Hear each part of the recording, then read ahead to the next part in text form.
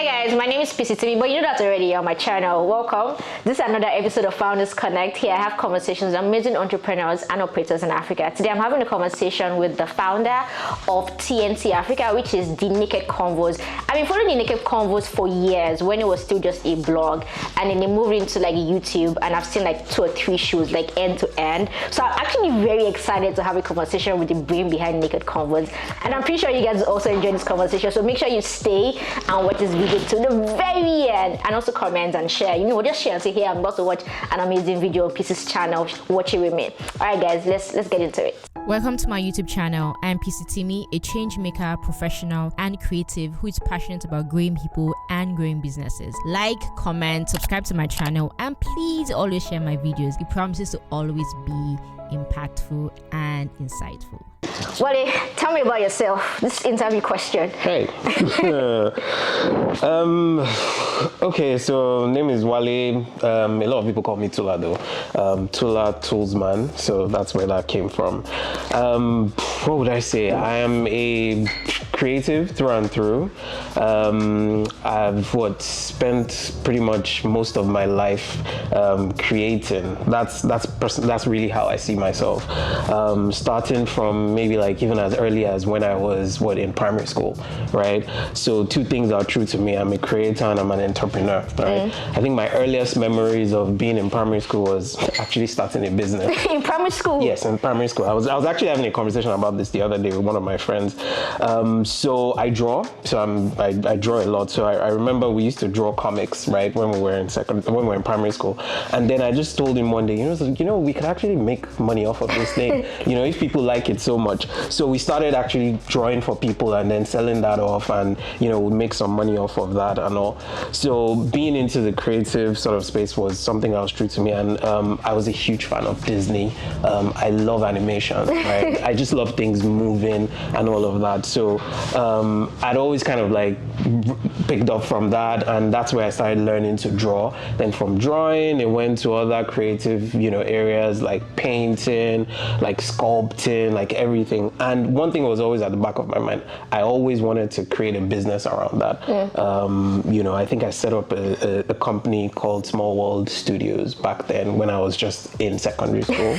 So from primary school, I got into secondary school. I continued doing the same thing, really, drawing, creating stuff and all of that. Then I discovered the computer.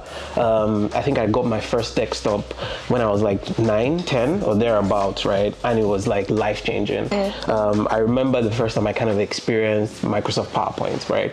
And that was the first time I realized I could actually make something move from this point to that point. And it was like this huge thing for Magic. me, right? So I threw myself into PowerPoint.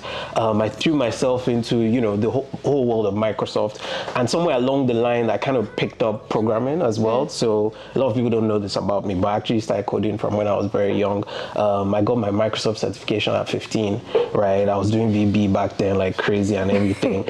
And so it was kind of like, that whole tech creative thing going on in my life and all of that when I was in secondary school. And I was kind of like trying to make a decision, what am I going to do in college and all of that. And I wanted to do architecture, because, drawings and all of that. I had like A1 star in TD in secondary school and all that. So I just thought I'll do architecture. But then last minute, I remember, I was going to go to the US for school and all of that. And last minute, I went to Unilag. My brother was in Lag. And I met some of his friends. They just started in this new course called Systems Engineering. And some way, somehow, I met the dean of the department, and he was like, "Oh, why are you going to the US?" And I was like, "Come here, this is a new course, blah blah blah blah blah." So I went home, I did some research around, systems engineering and everything, and it was just fascinating to me. I was like, "Wow, this is fantastic." So I said, "Okay, I'm gonna go to school. I'm gonna do systems engineering," because it kind of combines both of. It was kind of like seen as the chill side of engineering. So you had the rigor of engineering, engineering, but we're kind of trained to be the engineer's engineer. So you do a bit of everything. So you do a bit of civil, chemical, and all of that. And I found that interesting. And I wanted to stay in Nigeria also because I felt like I hadn't experienced enough of the sort of tough side of Nigeria that built my. Yeah, where did you grow up, primary and secondary school? No, it was Lagos. Lagos. Yeah, it was Lagos, but I was still kind of shielded. Right? So I wanted to throw myself at it. So I actually went back and I had that conversation with my dad. And he was quite surprised. He was like, "You actually want to stay here?" I was like, "Yeah, I want to." So I studied systems engineering. Just hold on. I want to make sure. Okay, the mic is on. I couldn't see the lights. Sure. Okay. So I studied systems engineering, and I went on from there to build several businesses and all of that. Do you want me to get into that? Maybe a little bit of it. Okay. So like I said, I had a business in primary school and secondary school. So getting into Unilag, I think 3 months into Unilag, I started another business, right?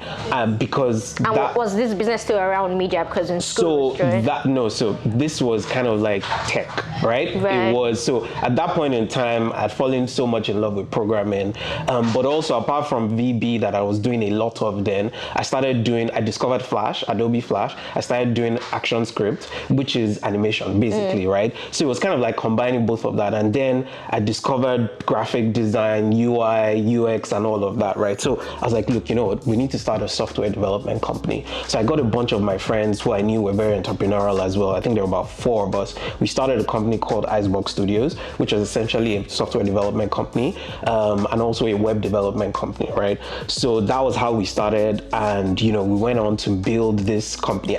Some people fell off at the end of the day. It was just 2 of us that were left, right? iBox Studios was pretty significant back then. We became the second largest web development company in Nigeria. Wow. This was, we started iBox 2003. This was before anybody knew anything about tech and all of that. And, we went as high as it could be. I mean, we raised funds, we set up our office. How much did you guys raise? Wow. I think in total, it was somewhere probably close to slightly above $1 million around that time, which was very significant then because. And this was like 20. This was when we closed our raise 2008. Wow. 2008. Yeah.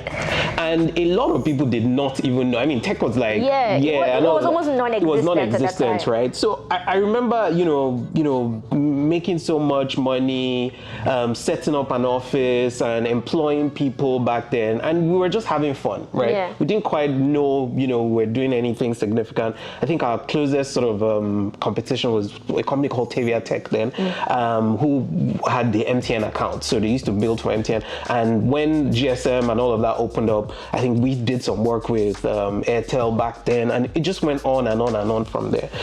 So it was fun really being in the tech space, but my creative side was very restless. I'd always, at heart, I was a creator and I wanted to do something more creative. So I actually exited a startup, which was a very crazy thing to do because till tomorrow, a lot of people ask, well, how could you have possibly, at the peak when you guys were like doing, so well and all that, but I was just so restless, and I was moving more and more into the tech side, and I knew that wasn't where I wanted to be. I was just way too creative, so I was like, no, I need to jump off now. So that was like after my master's. So I did my master's in media and communication at LBS SMC, right? So I think that kind of also helped to prompt me to say, you know what, it's either you do it now or never. So I left there and I didn't quite know what I was going to do with myself because I'd been an entrepreneur.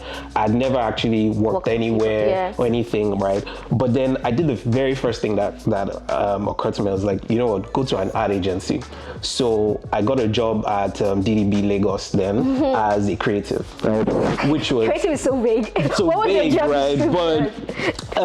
But I worked very closely with the art director. So I was kind of like a creative assistant, basically working with because I was one of the few people who was multi-talented. I could do Photoshop, I could do graphic design, I could do video work, editing, audio, all of that. So the art director just, after I interviewed me, was like, you know what, just come and work for me. Anyway, I'll stick you and you do. I worked on the MTN account. I worked on Nigerian Airways back then. I worked on Fidelity, quite a lot of. But then one thing occurred to me that one thing got to me that was very annoying. So I would work on a brief and all of that, and then give it to the account manager, and they'll go and present to the client, and they'll come back with these ridiculous sort of feedback. I was like, are you guys, smoking something? Why didn't you tell them? They're like, yes, we told them. So I was like, okay, you know what? I want to work on the client side so you have control, so that I have control over what's going on. So I kind of switched over, but I knew the agency side wasn't where I needed to. I needed to go on the client side. So I was like, okay, you know what? I'm going to look out for which company is doing crazy work in, marketing and all of that. That was very attractive. At that time, it was GT Bank. GT Bank was killing it, right? Killing it. All those campaigns and all. I'm like, okay, how do I get to work in GT Bank? But she was like, no, you can't do it. That corporate affairs team is like a small, tight team. Blah blah blah blah blah. You need to do that. And like, you needed to go to training school. I was like, why would I need to go to training school? I just want to do marketing. I know. So I went to training school. I went to GT Bank training school, and then I remember the group head for corporate comms came in one day. She's like, talking to everyone. I was like, oh, where do you want to work? And I said, I want to work on your team. She's like, you sound so confident. I said, I am going to work in your team. It's like, the only person that gets to choose where they go to is if you finish first in training school. So are you going to finish first? I said, I probably won't, but I'm still going to work in your team, right? And she was like so blown away, and I left an impression. I didn't end up first in the training school, but I ended up working in corporate affairs, right? Because, it was just, that's how I found myself in GT Bank Corporate Affairs 2010, right? And I like to say that we were part of what we call the GT Mafia, kind of like the PayPal Mafia of the time, because everybody that worked in that team at that point in time had gone on to do crazy great things. It was a blast, right? We were bankers. I mean, I had to wear a suit and a tie to work, but we were working in the corporate affairs team. But the work that was coming out, the creative work was just insane. I mean, we'll just literally come up with new ideas today and say, look, we want to do this, we want to do that. I remember the day we thought of the idea for Ndani TV, for instance, right? It was so ridiculous. Like, we were doing something in the office. We had to spend the night in the office, and we just thought, you know what, there needs to be a softer side to the brand, blah blah blah. We come around tomorrow. We came up with, we did the strategy behind it, presented it. It was shut down. We presented it again. Fun times. Anyways, I digress. So I was in GTB. I did that for a couple of years, and it was fun and all of that. But a bank is a bank, and I wanted to experience more.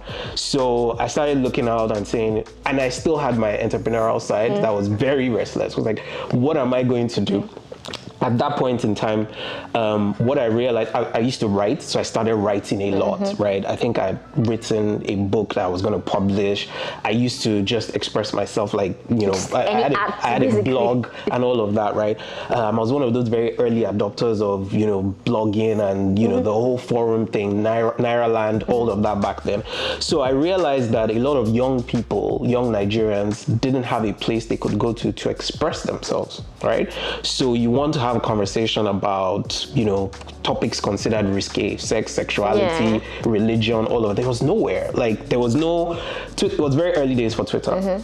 There was no Instagram, right? There was nothing else, right? So it was just like, only when you get to meet people. So I was like, okay, what can I create, that could help that? So I started a personal blog called The Tools My Blog. I would just write my own opinions about stuff, and then people will come in the comment section, and then I was like, okay, there were a few people blogging, but I was like, okay, how can I differentiate myself? Anything I do, I always look for. So I noticed a lot of people were blogging like once a week. So I was like, okay, I'm going to up the ante. I'm going to post 3 times a week, right? I was going to post Mondays, Wednesdays, and Fridays. I was working in a bank, right? Literally get to work 7 a.m., leave work at 10, 11 p.m., right? I don't know how I found the time, where I found the time, but I actually did it. And the engagement was off the hook, right? I would put up a post in 5 minutes, like 100 comments, 500 comments, 1,000 comments. It's like, and then I was like, okay, I need to expand this thing beyond just me. It can't just be my own opinion. So I started, looking for people, like, invited a few other people to join me. That's how I started building a team. I was like, okay, this is no longer my personal blog, so I need to call it something. So that's where the Naked Convos came from, right? So Naked Convos is there. I'll probably get back to that later. But I was in GTB. I was kind of like. And so this was like in 20. This was 2010. This was 2010, right? That was where I started the Naked Convos. So it was running parallel to.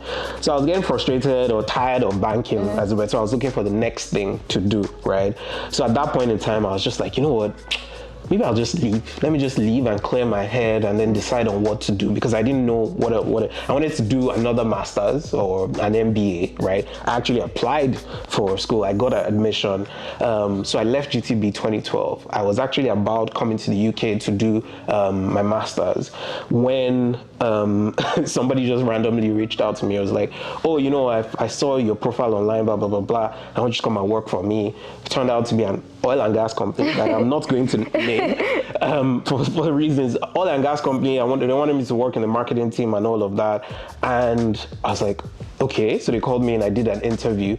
As I was leaving the interview, a friend of mine called me, was like, where are you? What are you doing? I said, I just left an interview. He was like, come and meet me in Lekki now. I said, why? What's going on there? I want you to interview with these guys. I said, I just left an interview. He was like, no, this is like nothing you've seen before. It's, have you heard of e-commerce? I was like, yeah, I've heard of e-commerce. It was like, oh, these guys, Rocket Internet, they just came into Nigeria, they're setting up and all of that. You're going to be a part of the startup, the founding team, blah, blah, blah, blah, blah. I was like, okay. So I carried myself to Lekki. I met a couple of guys from Rocket. So they told me about the whole idea. I wasn't quite sure where I was, what was going on, because I saw people wearing shorts. People I was like, I was coming from Jigga. I was like, what is going on here? But I kind of did the interview and all of that, and then I walked away. And a couple of days later, this oil and gas company, they gave me an offer. And of course, an oil and gas company, when oil and gas was very good, it was a very, very great offer at that point in time. And I didn't hear anything from the Rocket guys. So I was like, okay, what's going to happen? So of course, I told my folks, I told my friends and all, everybody was like, of course you have to work in oil and gas. Like, that's mad money. Oil money. But I wasn't quite convinced, because it was kind of like similar to where I was coming from, very corporate structured and all of that, right? But I was like, okay, I'll still do it. So I resumed at this company, right? And like 2 days after I resumed, the guys in Rocket, they got back to me and they were like, we're ready to go. I want you to come and start, blah, blah, blah, blah, blah. I'm like, what's going on here? What exactly is going on here? So I ended up, I was like, okay, you know what? After my third day, I was like, you know what? I'm going to go into Jumia. I'm going to spend the day and see what it's like, and then I'll make a decision, right? So I told my boss, I was like, you know what? I actually need to go take care of some family, something, but I'll get back to you about it. So I went into Jumia that day. They were working out of an office, it wasn't an office, it was a house, right, at the point in time.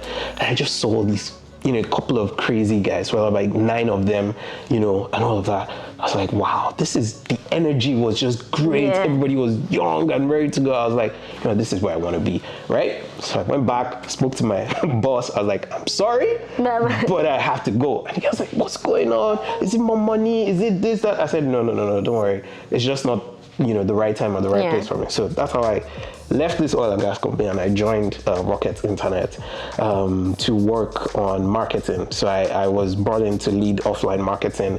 I was brought in as a business intelligence marketing analytics person, right? But then my role then evolved into the offline marketing lead and all of that. It was crazy fun times. I really, really loved the time that I spent at Rocket, because we really built a lot of interesting things. The relationships formed from there, similar to when we were in GT Bank, I still have a lot of those friends, right? So from Rocket, which was fun as well, the same way someone else just randomly reached out to me. I've been very fortunate in my career in that, at every point in time, when I get to that point when I'm looking for something else, one way or the other, something just comes up and all of that. And someone reached out to me and they were like, DHL, they're looking for someone to lead marketing in West Africa. I was like, DHL, that's logistics. That's like an industry I've never really, paid attention to. And they were like, yeah, that's why it's fun. That's why you should look into it. And, so I got into DHL to lead marketing for West Africa. From doing traditional marketing, I was really into digital at that point in time. So I went on to lead digital marketing for DHL across Sub-Saharan Africa. From there, I moved into Diageo, where I started doing digital for Sub-Saharan Africa as well. The interest for me at that point in time was FMCG. Right. I always felt like, look, if you've not done FMCG, you've not done marketing, right? Because it's very different, right? It's retail. It takes you to that sort of like core level of marketing because you really understand the basics from brand building to everything, right? So I've always been interested in the sort of FMCG space. So when I got into Diageo, I got to do digital, and then I wanted to dig a bit deeper. So from then on, I went to work specifically with the Guinness brand team as a global marketing manager. All of this while still running TNC along the line. So just before we started, I was like, you're still working at Diageo. I mean, because TNC has, from the perspective of us looking at you from outside, TNC is doing really well. Yeah. Why do you still have a corporate 9-to-5 card? It's, you know, for me, it's I've gone the sort of entrepreneurial route when it was full time for me, right? And then when I started and I was combining it, I've always believed that, look, when your business gets to a point where you can't combine it with anything else, nobody needs to tell you. You know yourself, right? And as long as there's opportunity for me to learn, and I'm still learning on both sides, I'm going to string it along for as long as I can. That's the second reason. The third reason is I work in media, in the media side of the sort of entrepreneurial side of things. There's not a lot of money in media, right? So we bootstrap a lot, right? So myself and my co-founders, for instance, you know, I think one of us is full-time. Well, now two of us, right, full-time. But we had to look for ways to, you know, generate, you know, cash as well. So I was like, okay, you know what? I'll be the sacrificial lamb. I will stay in here for as long as possible, you know, and combine it with what it is that we're doing. Yeah. I mean, so just the last 12 years of doing marketing, from like creative to actually doing like key marketing, what would you say have been like the biggest lessons from your point of view? Biggest lessons in marketing? Wow. I mean, there's so many, but the thing for me is, you know, you need to be very open-minded, you know, and also on trend, because look, nothing stays the same for too long, right? I mean, I started actively working in marketing 2009, 2010, working in the agency, and I remember a conversation that I had when I was in GTB, right? At that point in time, we wanted to set up social media accounts. We wanted to set up Facebook accounts, right? And because it wasn't common there, but we saw social media. We're like, look, this thing is going to be huge. Let us set it up. And I remember you had to write a memo, get approvals, and all of that. I remember a very senior person told us, it was like, why do you want the bank to get involved on that platform? You know, that place is a place for pedophiles and, you know, all this. But no, we are never going to get involved there. And that was like prevalent sort of like thinking at that point in time. So it wasn't like this person was, you know, out of it, right? So we've gone from there to now social and digital being where it is now. That's pretty much part of our everyday life. So, and that's within the space of what, 12, 15 years or thereabout, right? And that just goes to show you the kind of, you know, changes that's going to happen. So if the thing is, look, you need to be very open-minded and you need to consume as much information as possible. I always tag myself as an unrepentant media addict, right? Because I'm always taking in something, right? I read like a, you know, mad person, right? I was telling someone the other day, I don't even know how I got up to 120 books on my Audible profile. I was like, I don't know. I just keep downloading and I keep reading and, you know, just keep, you know, so you need to be on the pulse of what's going on. Key into, you know, what's going on as much as possible. There's social media, there's all kinds of newsletters I'm subscribed to, there's all kinds of, so, you know, information comes in, and then just be open-minded as much as possible. Yeah, that makes sense. Okay, so TNC started as a two-man blog, and then started growing, and you got other people to join you to become writers. Now tell us the evolution of TNC up to the point where you now have co-founders. Okay, so let me rewind back. So the Tools Man blog. So like I said, I was really just looking for a place to express myself, right? So I did that with my blog, and then it caught on. So I brought in other writers. At that point, it wasn't just me alone. So I created the Naked Combos. They were guest writers and all of that, right? And we started getting all kinds of, so we now open it up to submissions. We started getting all kinds of people sending in stuff. So first of all, it was opinion pieces, sort of like articles. And they were like, okay, you know what? Not everybody was quite comfortable with putting their names on what they were writing. So to make it easier, we started taking fiction. So we said short stories, right? Send in short stories. And that was where it was like, boom, floodgate. Because even though a lot of people were saying these things as short stories, trust me, they weren't short stories, right? Because people were just trying to be anonymous. They were personal experience written in fiction form, right? So we had wild stories, of different topics. Like I remember, there was one debate that we had on on abortion, post-life and choice and all of that broke the site. That was the first one that broke the site. Like literally people were commenting by the second, right? And the site broke. And we're like, okay, that was when we had to move away from WordPress because we're using WordPress. And then we got a new website set up and it broke again, right? So it was just a lot of people coming in because people had stuff to say. Yeah. Like, the first time someone wrote to us and was like, look, I'm polyamorous and I'm living in Lagos. I was like, what? How does that even work, right? And, there were people, weird opinions about Christianity. My dad is a pastor. I don't really believe in this stuff and all of that. So it was all happening. But then one thing stood out for me was just the fact that in the way people were writing this stuff and sending, there was so much creativity. And I realized that a lot of these guys did not even know that they were talented, right? So I started talking to people. I was like, you wrote this thing. Have you ever thought about a career or monetizing this talent that you have? And we're like, what, I just wrote it in how many minutes? Are you telling me that this thing is valuable? I'm like, yeah, it is valuable, right? You can make money off of it. And I realized that a lot of them did not know they could do that. So we now started thinking, okay, how can we actually help people monetize this talent, right? So that was kind of like what now led to me bringing in my tech brain into TNC again. Right. So we kind of now built in a sort of like a content engine at the back of TNC, whereby people could now by themselves go on there. You could write your stories, you could submit it, right? But where it now got interesting was now you could monetize it. Now, based on how the engagement the content gets, so from views to number of comments and all of that, right, you get paid a certain amount of money because we were making money as a platform. Of course, we started making money from ads. It was mostly ads revenue. That's and AdSense or from brands? It was AdSense at first. Then we now started partnering with, then we now moved into content marketing, working with a lot of brands to insert content to insert their ads into the content we're doing. So we're generating money, right? So we're like, look, we can't just keep all this money to ourselves. Let's start making, sharing with the guys that actually, put in the content together. So once you send us your content, an editor looks at it, once we approve it and it goes live on the platform, you have a dashboard that you can literally, basically what Medium is now, we kind of started that way back then.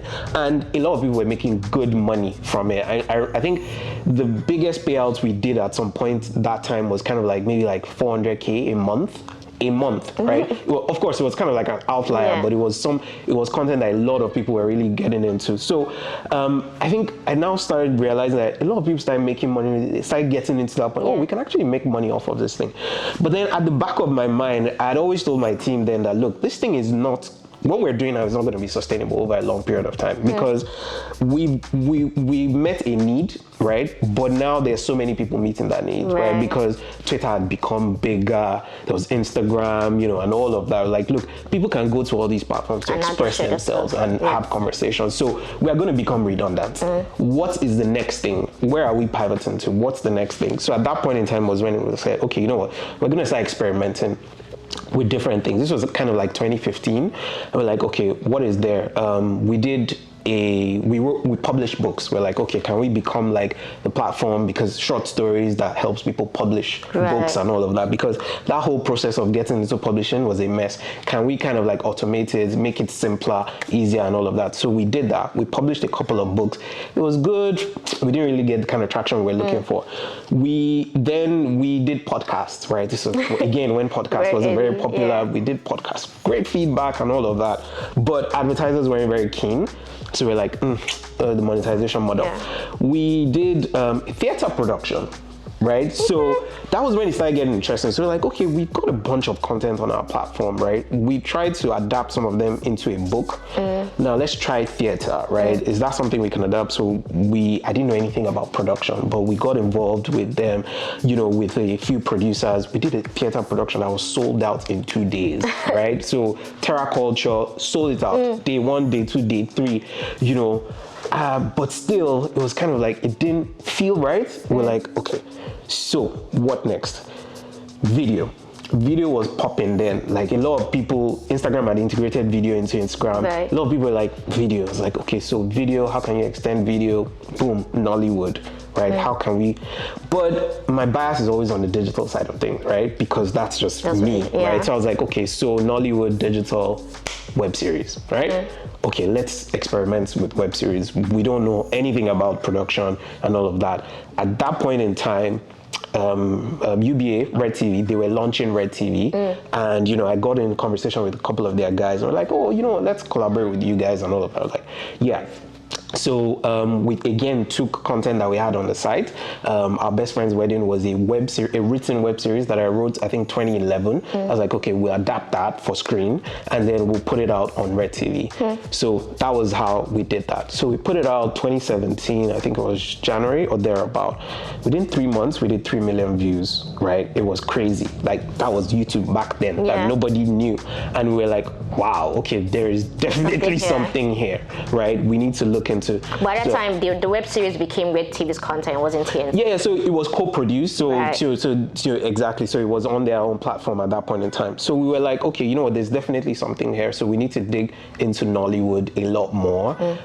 So I started sort of like, going on sets, inserting myself into conversations, just, taking on as much knowledge as possible. And that was another thing that I noticed, there was no literature on Nollywood. There was like nowhere I could go to kind of like read who is who, what is this and all of that. So it was kind of quite frustrating. So I had to kind of like beg people to get into conversations and then insert myself.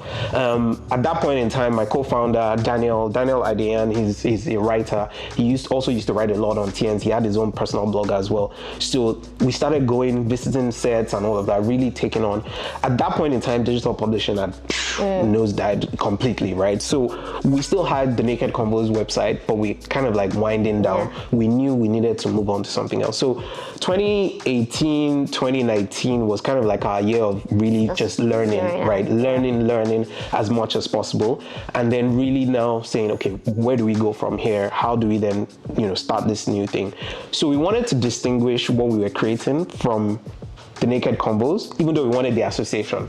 So we kind of like started a new company completely called TNC Africa. So TNC Africa it's different from the Naked Convos, but we wanted to migrate our community, and that's where the TNC, came from. So we started off. But then TNC still means the Naked Convos. Yes, exactly, right. So so we started off TNC Africa 2020. We did our soft launch in 2020, and then plan to launch fully January 2021. Now, a lot of people do not know, but I always, so a lot of people just assume, oh, you guys are not doing web series. No, we're not just doing web series. It's a lot more than that, and I'll explain now. So the way we describe TNC Africa, so TNC Africa is a tech-enabled TV production company. And we're committed to taking original African stories to the world, right? So it's very important, that tech-enabled part, and taking original African stories to the world, right? Now, having come from the Naked Convos, now this is where it gets interesting, because I like where you're sitting up to explain. Because remember when you said, why do I still have my day job, right? When we're doing the Naked Convos, we're full digital media company, right? And as big as the Naked Convos was, at the height of it, I mean, I used to tell people we've done everything possible, right? We're generating revenue, everything, right? And we thought that was when tech in Nigeria was picking up and all of that, VCs and all of that started raising. And a few of them had approached us. And one of the very first things that we realized was a lot of them would say, you know what, we don't understand the media business. We're like, what don't you understand in digital media? And they'll probe and get to a point where they're literally trying to change our business model. And we're like, no, this is the business, right? This is the business model. You can add value and help us improve this, but not put us into a SaaS company completely or something, right? Because that's not the model, right? And we ended up not, doing business with a lot of VCs. And at the time, there was Tech Cabal, Bankole, Sheyi, all these guys. We used to talk and all that. It was a collective problem within the digital media side of business. No love from the VCs, right? Because they would say they didn't understand. They would say, Baba. Yet our friends in fintech, agri-tech, we were just, getting all the love and all of that, right? So at first, our reaction to that was very sort of like, nobody likes us and all of that. But taking time to really understand the VC model, right? For me, that 2-year gap where we were really thinking through made us realize that, look, okay, it's not really a media problem. It's really more around the way tech VC sort of structure their business. So if you want to work with VCs, your model needs to agree with theirs, right? So it's really for us, the media guys, to see if we can build that thinking into our business models, so that we will be able to appeal to not just the guys from the media side, but also the guys from the tech side, right? So that was kind of like something that was always at the back of our minds. And being a tech, sort of having my tech background, I'd always thought, okay, we won't force it, but if there's that opportunity, we'll consider it. So when we were investigating Nollywood and all of that, and we got to that point, we're like, okay, fine, what can we do differently, right? There's a lot of interest in Nollywood and all of that now. How is there a way that we can add a bit of science to the art, right? How can we add art and science together to develop this product, right, that it is magic? Because that's the one thing you don't want to lose the art in creativity, right? But is there a way you can enrich it, right? So that's what we thought, and I thought, okay, fine. I have this background in marketing and in tech. In marketing, I'm very biased towards the digital side of things. Analytics is like my day-to-day, right? So I'm like, is there a way we can use analytics, combine that with a little bit of maybe machine learning, AI, and all of that? See, I'm like, boom, that's what we're going to do, right? We are going to tell original African stories, but enrich it with data, right? To make sure that those stories are hyper engaging, right? So that's what we do. And what kind of data? Exactly. So it's the data that we have access to.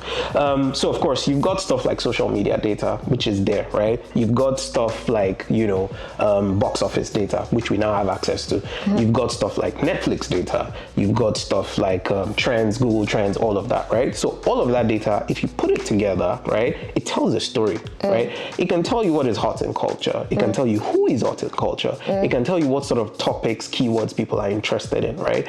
It can tell you what are the topics that are driving conversations, right? So if you pick all of that, right, and you infuse it into a story that is already good, right, you can kind of like increase the level of engagement, which is what we're looking for. We're not, a lot of times in the past where people have thought of bringing in tech into Hollywood, it's more on the business side of things, right? How can I predict a box office hit, right? And which is where they always run into problems, right? Because there's, the tech can tell you to a large extent, but that disparity that is there, that 2%, 3% that is off can be a huge loss at the end of the day, right? So we are not going that route. We are just saying, look, we want to create hyper engaging content, and that is super interesting for us because we're not even focused on cinema. We're not doing cinema content. We're just doing long form episodic content, so TV content, right? So it's important for our content to be engaging, right? The more engaging it is, the more people watch it. The more people watch it, the more watch hours we get and all of that, right? So that's why we've thought of a way to create engaging content, right? So what we do is we use a lot of sort of advanced analytics and predictive modeling. Well, you can call it machine learning and all of that. I don't want to get too technical and all of that, right? To really go through the data and then we insert it into our content. The tech-enabled part of TNC is the data. That's the data, right? Now, from the data, we've actually gone a step further now because the data has led to some very interesting success stories. And we're like, look, we can't keep this thing to ourselves. We need to share it with other creators, right? So currently we're working on a few tech products that we're launching at the end of this year that makes some of this sort of technology available to other creators. So you as a creator or, a short form creator, so we're not just looking at so a short form creator or a longer form creator, you can take advantage of some of the things that we've learned and use it to actually optimize your content to help you generate more money. Right. Yeah, I can't give too much details now, but that is really just the nut and bolt of it, right? So we're taking all that learning and we're putting it into a product that is going to be available to everybody. That's amazing. It's a brilliant evolution, and I'm very interested to see what you guys do. So are you guys looking to raise money now, or you're looking to raise money on the VC side after you launch the tech product? Thankfully, the landscape has changed. So even without the tech side of things, there are a lot more VCs that are kind of like investing person in the media side of things. So we have raised money since we've launched, and we will continue to raise money. I think what is interesting now is, like I said, there are so many more people reaching out to us now to say, oh, we see what it is that you're doing and all of that. We have, great success stories to tell. Like I said, we've just been operational for a full year, and look at what we've gone on to do. Tell me about the success stories. So just a couple of weeks ago, 3 nominations at the AMVCA coming up this year. I mean, that for me blew me away completely because, we kind of we knew we were going to do it. I always tell people, it was one of the KPIs on our list when we're launching, get an AMVCA nomination in the first 2 years, right? But we didn't know it was going to come so soon. And we didn't know we're going to get 3 in the first year. So that was crazy. We got picked by YouTube to join the YouTube Black Voices Fund for 2022, again, which was also huge validation for us, right? Because the only reason why we chose YouTube to launch as our launch platform was we needed access to data, right? So, to kind of validate some of the stuff that we had, we needed a platform where we could get raw data. We're like, look, YouTube is there, right? It has a huge share of the market. YouTube comes pre-installed in everybody's mobile device. We don't even need to bother, with marketing, right? So we just put our content on there and all of that, right? And that was why we launched on YouTube. And, I know when the YouTube guys reached out to us, they were like, look, part of the reason why we're interested in you guys is, look, by far you are one of the most engaging channels, right? At a very short age. You guys are just barely up to a few, 6 months old. But look at the kind of comments you are churning out. How are you able to do that, right? So, we got into conversations, and it was so fantastic for someone to actually see what it is that we were doing and all of that, right? We've got some huge deals coming up that I can't talk about also as well, but it's really great to see that our content is now starting to go into different platforms. We have our content on Amazon Prime TV now, really now coming to life as our own as a production company, but using, all that technology to infuse into our content, but now spreading it everywhere. So I think more and more people are going to start seeing what we've been busy doing now. That's amazing. Coming from Naked Convos as just a blog to now a production company, a tech-enabled company, rather. What this has been the biggest lesson you've learned? I think a couple of things. So first of all, once you make up your mind to do something, right? Throw yourself into it, right? Myself and my co-founders, that's something that we're very particular about. Once we decide that, look, this is one thing we absolutely want to do, it's every single thing goes into that. I think that thing that people say about becoming a master of your craft, putting in 10,000 hours into something, don't. It might sound cliche, but it's actually very true. When I set out and I want to do something, I read everything possible. I was having a conversation with someone the other day, and the person checked my Instagram, and he saw that I posted 4 books from HBO, and I was like, look, I'm an HBO scholar. I read every single thing about HBO because I think they make some of the best content in the world, and if I want to do that, then I need to understand how they do that, right? So I throw myself, I consume all kinds of media and all of that. So that is something that is super important. Then people, surrounding yourself with brilliant people, right? And bringing the best out of people. That's something I've been very fortunate about. The team that we have, oh my God, it's out of this world. I've always been fortunate, even from way back at the Naked Convos, even to the TNC Africa days. I always share that journey. The kind of team that we have in terms of the crew.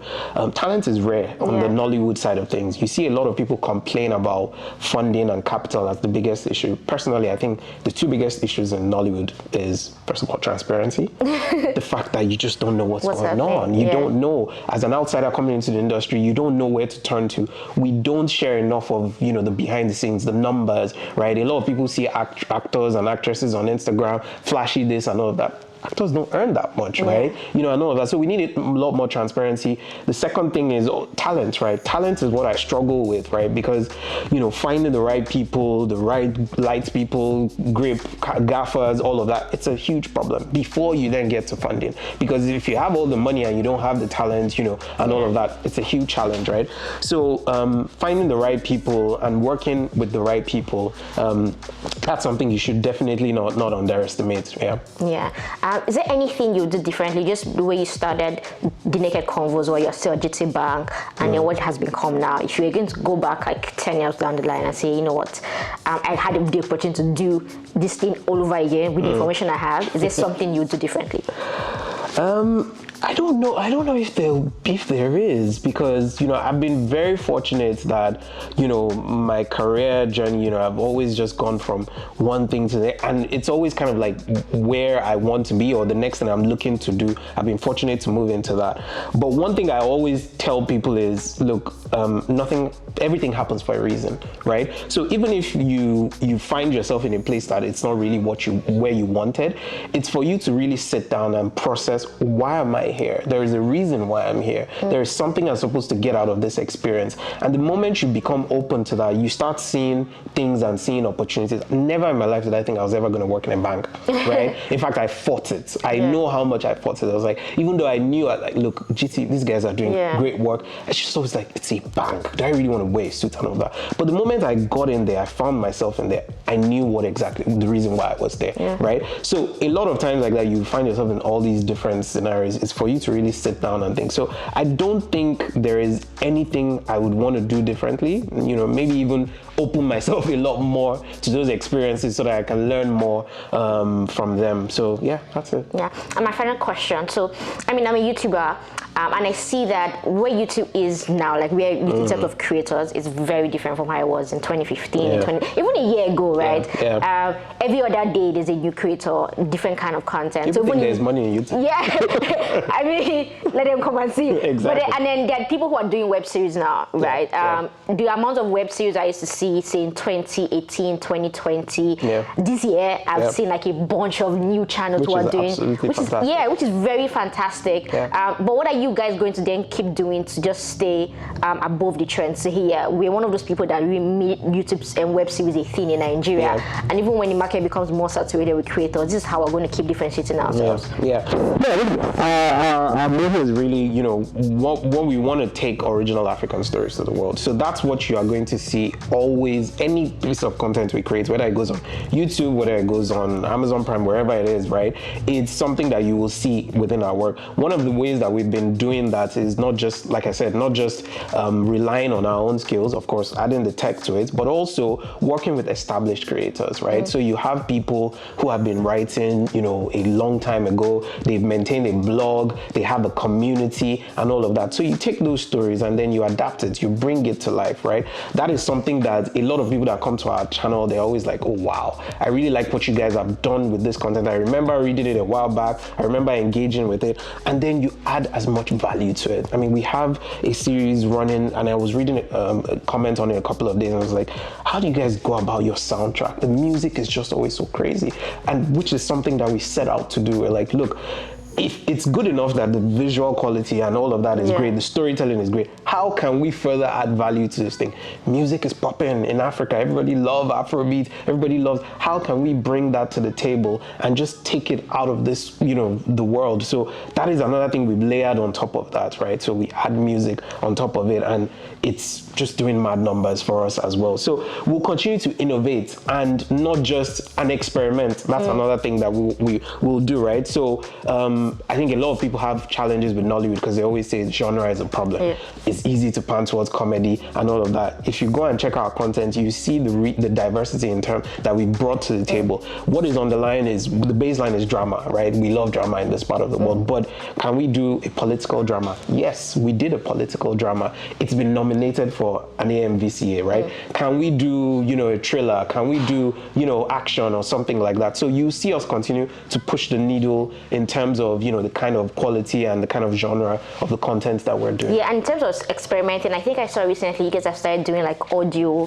content. Exactly. No, that is something also that we've started experimenting with. It kind of started accidentally. So we are a very experimental company. Like once we see a trend and we want to validate it, we'll push out something to test it. So when we did our first couple of series in 2021, we now noticed that a couple of people were more people were listening to podcasts, right? Podcasts was popping and all of that. We're like, okay, you know what?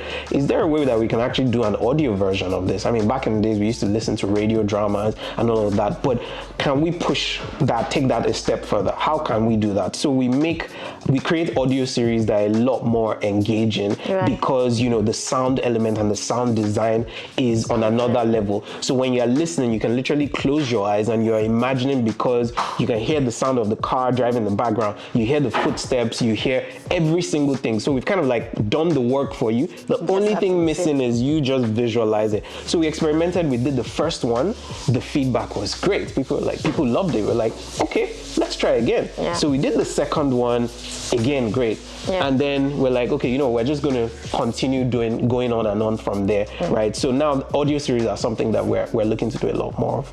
That's amazing. Thank you so much. When you're talking recently, you said that one of the goals that you guys set was that we're going to get an AMVCA award in 2 years. Now you've gotten 3 in 1 year. So looking forward to the next couple of years, what are now the big goals that you want to achieve? Okay, I'm going to tell you one. It might sound crazy, but we love crazy sort of goals for ourselves. So we want to create the next Squid Game out of Africa. Okay. Okay. So basically, what we've said to ourselves is, look, from a technical perspective. And when you say Squid Game, are you talking about the kind of drama, or you're talking about the? We're talking about a piece of content that has international appeal, right? You know, that goes viral outside of Africa, right? So that's the thing. So we've had a lot of content that have done numbers in Nigeria, regionally in Africa, maybe East Africa, you know, South Africa and all of that. But we feel that we can actually push the needle and then go a step further. I mean, if content is coming out of South Africa that is trending in the US, that is coming out of France, I mean, check out Lupin, Netflix, right? Doing numbers elsewhere. There's absolutely no reason why we can't do that. From a technical perspective, we have the tools, we have the resources. From a people's perspective, we have the talents, right? You know, what we feel that we've been missing out of is a little bit of something to help on the story side. Now that we have our tech platform, right, that is really infusing that intelligence into the stories that we are creating, we are going to ladder all of that up together and deliver a product that we feel that Africa and Africans can be proud of, because it is going to go everywhere around the world. Amazing. I'm so looking forward to that because I'm a huge fan. Final question. Is there anything that you wanted me to ask you that I didn't? No, I think you covered it pretty much. I think one of what I just always like emphasizing is, you know, Nollywood, or the sort of like creative and industry as it is on the up, right? A lot of people, there's so many issues and challenges, and a lot of people may look down on what is going on there. But I always say, look, I have so many friends in tech, and I love what is going on in the tech space, right? But the barrier to entry in tech is a lot higher, because for me to participate in that industry, the basic thing I need is maybe a laptop, right? It costs you how much to buy a laptop. The barrier to entry in the creative industry is little to nothing, because with a piece of paper and a pen, I can participate in that industry, right? So the tables are going to turn eventually, right? Tech is going to continue, and it's going to continue doing what it's doing, but keep an eye on the creative industry, right? Where I want to see a lot more people going into is, you know, the convergence, which is what we are sort of like championing, and we want to see more people really, you know, seeing how they can infuse technology into the creative side of what it is that they are doing. And, you know, shout outs to so many guys, you know, guys like, you know, Tag Fund, like, what's it called? Get Equity and all of that are really leading the charge on those kind of things. I want to see more of that, right? And I can't wait to see more of that. That's amazing. I can't wait to see you guys creating a Squid Game as well. Yeah, thank you very much. Thank you so much for telling me your story. This has been a personal favorite of mine, just because, like, I was reading the Naked Convo blogs like years ago. To see where you guys have come from, the little black book, I'm very impressed, and I'm just really rooting for you. So thanks for telling me your story. Season 2 is gonna be amazing. I believe you. I'm a fan, obviously. Amazing. Thank you guys for watching. I'm sure that you had as much fun learning about TNC Africa and Naked Convos as much as I did. Make sure you leave a comment. Also, I'll put the channel, so subscribe and go watch their shows, and you come back and keep watching my own videos as well. All right, guys. See you guys in the next video. Peace out.